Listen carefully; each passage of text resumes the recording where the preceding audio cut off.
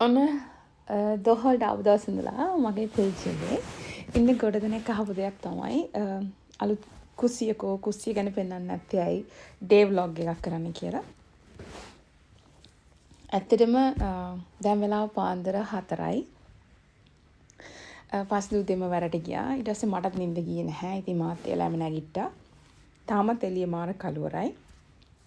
ඊට පස්සේ මං හිතුවා උදේම මගේ කුස්සිය පොඩ්ඩක් පිරිසිදු කරගන්නවා කියලා. ඊට පස්සේ ඉතින් සිංක් එක හොදන්න ගත්තා. කවුන්ටර් টොප් එක ඔක්කොම අස් කරන්න ගත්තා. මොකද රෑ මට ටිකක් ඇඟේ මහන්සියක් කියලා මම වේල පහින් නිදාගත්තා. මට මුකුත් වැඩි කරන්න හම්බුන්නේ නැහැ.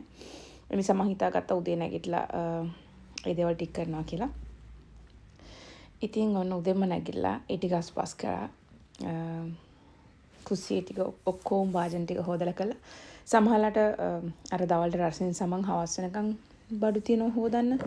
මේ නමුත් අර ඉඳුල් ඔක්කොම දාලා හොදලා ආයි සබන් ගාලා හොදන්න තමයි මං හවස් වෙලා තියන්නේ. කොහොම හරි ඉතින් කුස්සිය පිළිවෙල කරගන්නවා කියලා කියන්නේ ඒක මට මාර සතුටු දෙයක්. මගේ ඒ කියන්නේ දවසේ ලොකු දෙයක් අචීව් වුණා වගේ තමයි කුස්සිය ටිකක් ක්ලීන් කරගන්නවා කියන්නේ. ඊට පස්සේ කාමරේ ඊයේ හොදපු ඇඳුම් ටික වේලිලා තියෙනවා. ඊට පස්සේ ඒ ටික නවලා අල්මාරියට දාගත්තා. ඊට පස්සේ වොෂින් මැෂින් එකේ හොදපු ඇඳුම් ටිකක් තිබුණා. ඒ ටික ගෙනල්ලා වේලෙන්න දාලා ඇඳ හිමස් කරා. මට අද යන්න තියෙනවා මගේ ඩොක්ටර් අපොයින්ට්මන්ට් එකට. ඒකට ගිහිල්ලා අල්වක්‍ර හොස්පිටල් එකේ තමයි තිබුණේ. ඊට පස්සේ අල්වක්‍ර හොස්පිටල් එක ඉස්සරහා තියෙනවා එස් ඩාන් මෝල් එක. මං කවදාකවත් මෝල් එකට ගිහිල්ලා නැහැ. ඉතින් පස්දු වැඩැරලා ගෙදර ඇවිල්ලා දැන් දවල් 2ට විතර ඇති යන්නේදී. ඉතින් ගෙදර යන කෙට්ටියුමක් නෑ දැම්මම. මං ගෙදර ගියොත් ආව බොරුවට කූතන නිසා මං හිතුවා මෝල් එකේ චුට්ටක් රස්තිය අඩු වෙනවා කියලා තනියෙන්ම ඉන්න දවසේ. මොකද පස්දුවෙක් ආවොත් වැඩියමට ඇවිදින්න වෙන්නේ නැහැ. ඒ ආස නැහැ. මං ඇඳුම් තෝරන විදිහට දේවල් ගන්න විදිහට. ඉතින් H&M එක දැක්කා. H&M එකෙන් ගොඩක් බඩුත් ගත්තා මං ගිය සතියේ. නමුත් මට හිතුණා පොඩ්ඩක් H&M එකට ගියොත් හොඳයි කියලා. මං දන්න විදිහට ඔක්කොම සේල් ඉවරයි. කොහොම හරි H&M එකට ගිය වෙලාවේ මට පුදුම හිතුණා H&M එකේ තිබිච්ච සේල් එක ඉවර වෙලා තියෙන්නේ ඊට ඉස්සෙල්ලා දවසේ. උදේ ඔක්කොම ස්ටාෆ් එකේ අය සේල් කියලා ගහපුවා අයින් කරනවා. ඩිස්කවුන්ට්ස් ටැග්ස් රිමූව් කරනවා. මට ඒ වෙලාවේ දුක හිතුණා. නිකන් කෑ ගහලා අඬන්න තරම් දුකක් ආවා. ඉතින් වෙනදාට මම මේ ලේඩිස් සෙක්ෂන් එකේ තමයි තනිකර රැඳෙන්නේ. අද මේ ඔක්කොම පහව කරගෙන හිතේ කිසිම දුකක් නැතිව මං ගියේ කිඩ්ස් සෙක්ෂන් එකට. ඉතින් ඒ ගිහිල්ලත් ඒකේ බේබි ගර්ල් නිව්බෝර්න් පැත්තට ගියා මොනවද තියෙන්නේ කියලා බලන්න. මං දන්නවා මං ගොඩක් දේවල් අරන් කියලා. මම මෝල් එකට යද්දිත් හිතාගත්තා කිසිම දෙයක් ගන්නෙ නෑ. මම මේ යන්නේ මොනවද තියෙන බ්‍රෑන්ඩ්ස් බලන්න. මෝල් එකට මං අලුත් නිසා.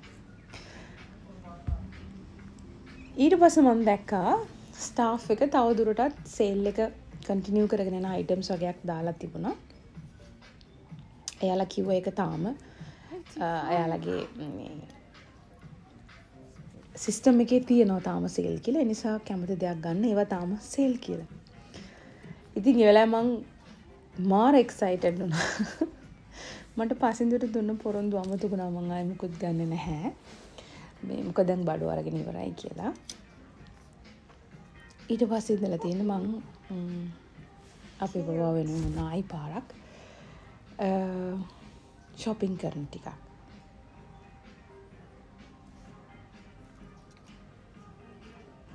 Welcome home.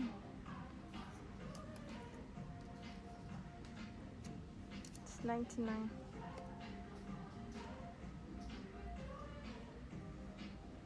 Oh no. No. This is cute. This is a cute one. Please tell me it's discounted, no?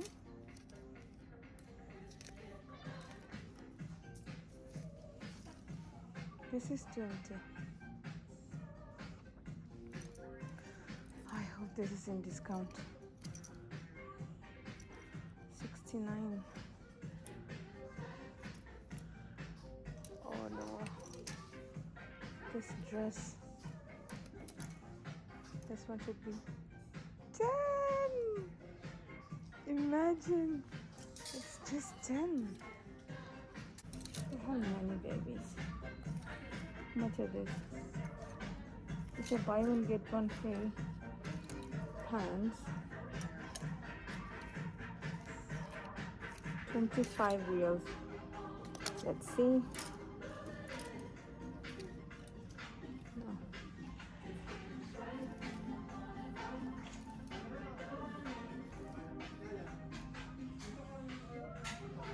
That's the only offers. What is this? Oh no, cute. Look at this. This is bye. Okay, passing do. I'm sorry.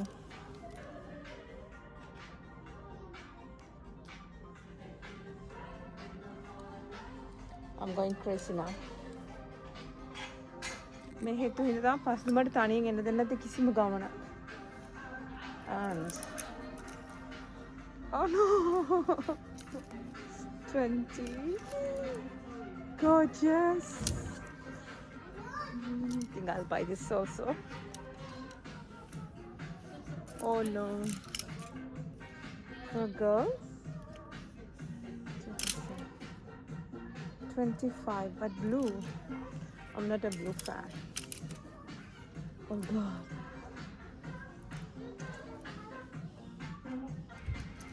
ඇත්තම කියනනම් H&M එකම වගේ මම හිතන්නේ යාලා sale දාලා තිබ්ලා තියෙන්නේ.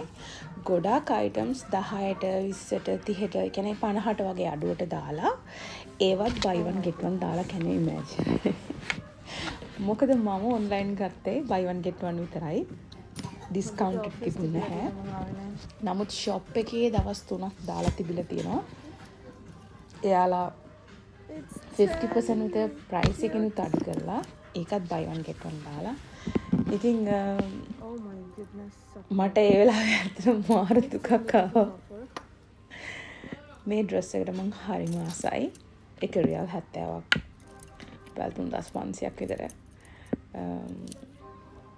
මට ඇත්තට මේක ගන්න ලොකු ආසාවක් තිබුණා. මම දැන් ඒක ගත්තේ නැත්තේ කියලා මම එන් ගවුන් දෙකයි තිබුණේ. ඒක discounted item එකක් නෙමෙයි නිසා තමයි මම ගත්තේ නැත්තේ. අනිත් හැම එකෙම වගේ එක එක තිබුණේ. ගොඩාක් තේරිච්ච items ගොඩාක් තේරිලා. ඉතින් යාට items දෙක තුනක් මම ගත්තා. කෑලි දෙක තුන නෙමෙයි items 10ක් විතර මම හිතන්නේ ගන්න නැති. අරගෙන ඔන්න H&M එකේ shopping එක ඉවරයි. මම හිතාගත්තා කිසිම කඩේකට යන්නේ නැහැ කියලා. ඊට පස්සේ තව දෙයක් දැක්කා. මම මෙන්න මේක දැකලා ආවේ. Oh. මම හිතන්නේ මේ මෙයාලගේ බෝනික් කන්ට බබාලට නෙමෙයි. Oh cute.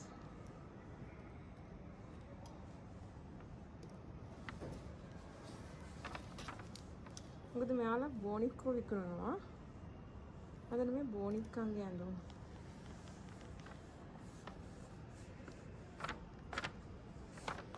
Benane alage bonikku.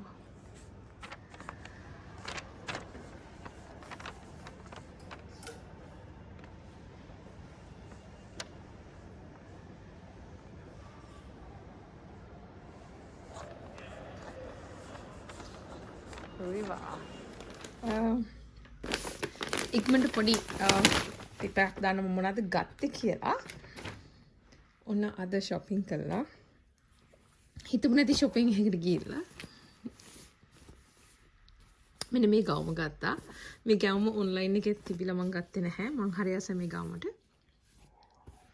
මෙන්න මේ cute dress එක ගත්තා. ඊට පස්සේ මෙන්න මේ dress එක ගත්තා. මේ dress එකත් මම ඉතින් රියල් 10යි. මෙන්න මේ චූටි මෙන්න මේ dress එක ගත්තා. මේ dress දෙකම මේක 4 to 6 months. Make 4 to 6 month dress දෙකක් ගත්තා.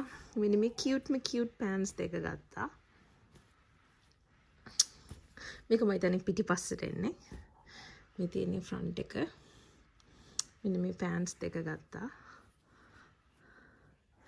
ඊට පස්සේ මෙන්න මේ පෑන්ට්ස් තුන ගත්තා. මේවා නම් වින්ටර් එකට ගොඩක් වටිනවා. මේක මේ නිව්බෝර්න් සයිස් එකකින් අරන් තියන්නේ. ඒකේ පොඩි අර කකුලුත් කව වෙන විදිහට මට ආය අමුතුවෙන් සොක්ස් දාන්න ඕනේ නැහැ. එතකොට යාට මේක මෙන්න මේ කලර්ස් තුනේ පැක් එක ගත්තා. ඊට පස්සේ මෙන්න මේ කියුට් රොම්ප් එක ගත්තා. මේක නිව්බෝර්න් රොම්ප් එකක්. මට හරි ඉක්මනට අඳන් එනවා. හරිම කියුට්. මෙන්න මේ රොම්ප් එක ගත්තා. ඊට පස්සේ මෙන්න මේ පින්ක් කලර් හැට් එකයි මෙන්න මේ කැප් එකයි ගත්තා. කියුට්. මෙන්න මේ ටික තමයි ඔන්න අද shopping කළා. ඔන්න ඉතින් මෝලකේ වැඩි වෙලා රැඳෙන්නේ නැතුව මම ඉක්මනට ගෙදර ගියා. මොකද අපි ෆුඩ් ෆෙස්ටිවල් එකට යන්න ඕනේ කියලා හිතුවා එදා රෑ. අල් බිද්දා පාක් එකේ තියෙන ෆුඩ් ෆෙස්ටිවල් එකට යන්න ඕනේ කියලා මම ගොඩාක් ප්ලෑන් දාගෙන හිටපු නිසා ඔන්න අපි අල් බිද්දා පාක් එකට යනවා මෙට්‍රෝ එකේ. දෝහා මෙට්‍රෝ කියලා කියන්නේ ඉතින් සාමාන්‍ය එයාපෝට් එකක් වගේ තමයි. හරිම පිළිවෙලයි. හරිම ලස්සනයි. හෙන ලක්ෂරි විදිහට හදලා තියෙන්නේ. ඉතින් කොහොමත් එදා ඒ පාර පැත්ත ඔක්කොම වහලා තිබුණේ. වෙහිකල්ස් වලින් යන්න පුළුවන් කමක් තිබුණේ නැහැ. මෙට්‍රෝ එක විතරයි ඕපන් තිබුණේ. මෙට්‍රෝ කියන්නේ එක ලේසි විශේෂයෙන් මගේ යාළුවා මදුත් අපි ඔක්කොම ගියපු නිසා බබාගේ කාට් එක පවා අපිට ගලවන්න, ආයි පැක් කරන්න, ෆෝල්ඩ් කරන්න කිසිම දෙයක් උනේ නැහැ. අපිට කෝච්චිය ඇතුලේ කිසි ප්‍රශ්නයක් නැතුව කාට් එක අරගෙන යන්න තිබුණා. බබා හොඳට නිදාගෙන හිටපු නිසා ඉතින් ඒක මාර ෆ්ලෙක්සිබල්.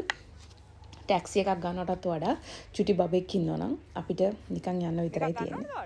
ඉතින් පාක් එකේ තනින් තන තියෙන දෙයක් තමයි දෝහා වල දැන් තියෙන දෙයක් තමයි මේ වගේ මම දන්නවා ට්‍රයිසිකල්ද ස්කූටර්ස්. ඉලෙක්ට්‍රික් ස්කූටර්ස් අපිට ඇප් එකක් තියෙනවා. ඒ ඇප් එක ඩවුන්ලෝඩ් කරගත්තට පස්සේ අපිට ඇප් එකකින් ගෙවලා ඉලෙක්ට්‍රික් ස්කූටර් එකක් ඕන තැනකින් ගන්න පුළුවන්.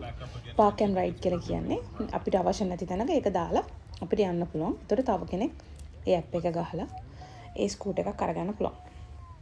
ඉතින් ඔන්න දැන් අපි අල්බිදා පාක් එක ඇතුළට ආවා. මේක ෆ්‍රී එන්ට්‍රන්ස් ෆුඩ් ෆෙස්ටිවල් එකක්. ලෝකේ ගොඩක් රටවල් වලින් ඇවිල්ලා හිටියා. චෙෆ්ලා ඇවිල්ලා හිටියා. ලයිව් කුකින් ෂෝස් තියන්න. ඉතින් කොහෙද කෑම මං එතන මං හරි ආසයි ඉතින් ලයිව් කුකින් ෂෝස් බලන්න යන්න. ඉතින් මෙතන හිටිය ඉන්දියන් චෙෆ් කෙනෙකුයි තව වෙන රටක චෙෆ් කෙනෙක්. එනකොට එයා බැංගලා හිටිය ඉන්දියන් ලේඩි කෙනෙකුයි. ඉතින් එයාත් ගොඩක් ඉන්දියන් කෑම හදන කෙනෙක්. ඒ වෙලාවේ යාලා දෙන්න හද හිටියේ ඉන්දියන් කෑම වගේක්. ඉතින් එතන ඉන්න අයත් එක්කලා කතා කර කර එයාලා ප්‍රශ්න අහනවා. ඒ වගේ ගොඩක් අර ලස්සන ප්‍රෝග්‍රෑම් එකක්, ලයිව් ප්‍රෝග්‍රෑම් එකක් ගියා. Oh, we cook Indian food almost every day. Oh, yeah, we do a lot of chicken. One of my good friends back in the States does, she calls it a Kerala fried chicken. So she adds Indian masala spice into the... What's your favorite Indian dish? Favorite Indian dish? Is it biryani? That's a loaded question, right? There's so many. My mother-in-law says with Indian food, she says, when we cook Indian food, there's more spices than ingredients. And you might have two vegetables in the dish, but 15 spices. Kind of the liquid inside, and the energy is out the exterior. And so as it rests, everything kind of gently goes back towards the middle. And so the meat is just much more juicy. Because if you slice into it while it's still hot, all the juices go out. Well, you like well done? Hey, sometimes well done is good. Cooking show එක පහු කරගෙන ඉස්සරහට ගියේක මොකද දැන් නම් හොඳටම බඩගිනි. මොකද මම දවල්ුත් ටිකක් ඇවිද්ද නිසා වැඩියමුකුත් කාලා හිටියේ නෑ. ඉතින් මට ඕන වුණා ඉක්මනට කන්න. ඉතින් මෙතන කෑමක් හොයනවා කියන එක එච්චර ලේසි දෙයක් නෙමෙයි. මොකද හැම වර්ගෙම වගේ කෑම තියෙනවා. විශේෂයෙන් වැඩිපුරම තියෙන්නේ ෆිලිපිනෝ ස්ටයිල් සහ ඉන්දියන් ස්ටයිල්. මොකද මේ රටේ කොට දෙනෙක් මම හිතන්නේ ඒ ಜಾති දෙකෙන් ඉන්න නිසා. ඊට පස්සේ අරබික් කෑම වර්ග තිබුණා. ඉජිප්ෂියන් වෙනම කෑම වර්ග තියෙනවා. අරබික් කිව්වම නිකම් අරබික් නෙමෙයි. ඒක ඉජිප්ෂියන් කෑම වර්ග වෙනම තියෙනවා. ටර්කිෂ් තියෙනවා. ඊට පස්සේ ඇෆ්ගන් කෑම තිබුණා. ඉන්ටර්කොන්ටිනෙන්ටල් ඔය හැම වර්ගෙම කෑම තිබුණා. ශ්‍රී ලංකන් එකක් අපි හෙව්වා. ඉතින් හැමදාම කනවා වගේ ආසාවට ගිහිල්ලා එකක් හරි තියේ කියලා එක ස්ටෝල් එකක්වත් තිබුණේ නැහැ. ඒක පොඩි දුකක් මේ වගේ රටක ශ්‍රී ලාංකිකයොත් ගොඩාක් ඉන්න රටක. ඇයි එක ශ්‍රී ලංකන් ස්ටෝ එකක්වත් තිබුච්ච නැත්තේ කියලා අපිට චූටි දුකකුත් තියෙනවා. ඉතින් අඩුම ගානේ තේ එකක් හරි බොන්න ඒ සීතලේ. ඉතින් අපි ශ්‍රී ලංකන් ස්ටෝ එකක් නම් දැක්කේ නැහැ. ඉතින් මෙතන මේ පාක් එක ගොඩක් විශාල පාක් එකක්. ඒතොර එක ළඟ නෙමෙයි ඔක්කොම ස්ටෝල්ස් හදලා තියෙන්නේ ගොඩක් ඈතින්. ඉතින් අපිට ගොඩක් ඇවිදින්න වුණා ස්ටෝල් ටික බල බල. ඉතින් ඇවිදින එකක් දැන් ටිකක් මගේ ලිස්ට් එකෙන් අඩු වීගෙන යන්නේ. මොකද හරික්මන්ට මහන්සි දැනෙන නිසා. ඉතින් මෙතන එක දෙයක් තමයි Tamanට කෑම අරගෙන තමන් කැමති තැනක ඉඳගෙන කන්න පුළුවන් විදිහට තමයි හදලා තියෙන්නේ. එයාලා බිම අර පැලට් දාලා ලස්සනට පැදුරු දාලා කොට්ට තියලා බිම ඉඳගෙනත් කන්න පුළුවන්. විශේෂයෙන් පැලට් දාලා මේ මේස පුටු වගේ හදලා එහෙමත් ඉඳගෙන කන්න පුළුවන්. ඉතින් මේ වගේ වර්ග දෙකටම හරි ලස්සන ෆැමිලි ගැදරින් විදිහට තමයි ඒගොල්ලෝ එක හදලා තිබුණේ. හරිම ලස්සනට arrange කරලා තිබුණ දේවල්. අපිට ඉතින් කැමති තැනක ඉඳගෙන කන්න පුළුවන් හැකියාව තිබුණා. මේක වීක්ඩේ එක වුණත් වීකෙන්ඩ් එකක් වගේ ගොඩාක් සෙනග ඇවිල්ලා හිටපු දවසක්. අපි ඇත්තටම වීක්ඩේ එක යන්න හේතුව සෙනග අඩුයි කියලා හිතාගෙන. ඉතින් කොහොම හරි මෙන්න මේ අයිස්ක්‍රීම් කඩේ දැකලා අපි හිතුවා ඉලීෂට පොඩ්ඩක් එකෙන් අයිස්ක්‍රීමක් කන්න දෙන්න ඕන කියලා. මේ කොහොමද ඉලීෂා මේකට රියැක්ට් කරන්න කියලා ඔයාලා ගොඩ දෙනෙක් දැකලා ඇති. මේ අයිස්ක්‍රීම් එක ලේසියෙන් ගන්න පුළුවන් අයිස්ක්‍රීම් නෙමෙයි. ඉතින් මේ ඉන්නේ අපේ ඉලීෂා. මගේ යාළුවගේ දුව. මේක ලොකු ඩිස්ක්ලේම් එකක්. මගේ වගේ මම පෙන්නුවට මගේ වගේ ආදරේ කළාට මේ මගේ යාළුවගේ දුව.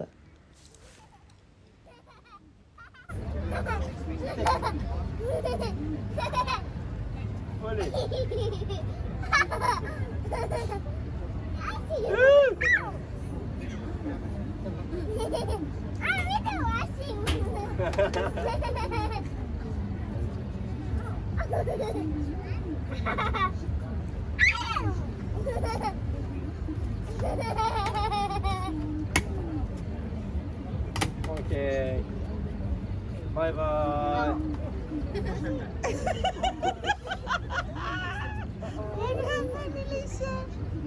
مرحبا. بكرة الله شرف. එලිෂා ගොඩාක් එන්ජොයි කරන්නේ අයිස්ක්‍රීම මම හිතන්නේ. එයාගේ ජීවිතේ මතක හිටින දවසක් වේවි මේ වීඩියෝස්.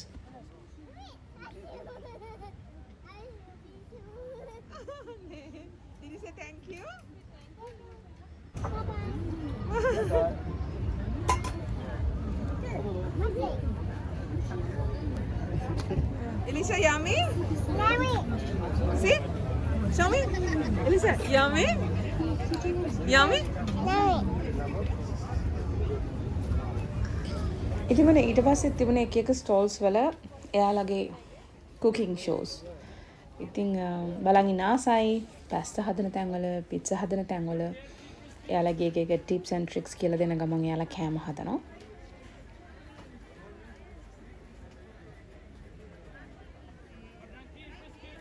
මං ආස දෙයක් තමයි මේ වගේ කුකින් ෂෝස් බලන්න ඇත්තටම ළඟටම ගිහිල්ලා.